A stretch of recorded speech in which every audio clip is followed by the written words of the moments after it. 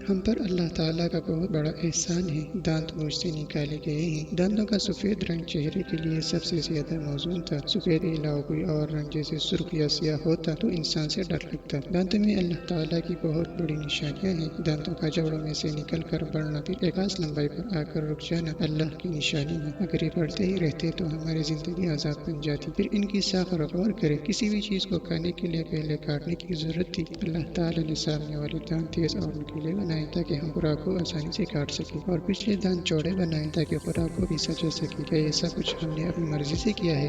किस नहीं। अल्लाह तक पहुँचने के लिए तो हमारे दांत ही काफी है, जो जुबान हाल से अपने खालिक की सनदरी का ऐलान कर रहे हैं। दांतों के मटेरियल पर गौर करे, अगर ये नरम होता तो चबा न सकता, और लोहा की तरह सख्त होता तो हमारी जुबान को काट देता। खालिक ने ऐसे मादे का इंतखाब किया है जो मज़कूरा काम के लिए मौजूद तरीन था। अक्ल वालों के लिए दांतों में कुदरत की बिल्कुल वाज़ेह निशानियाँ हैं।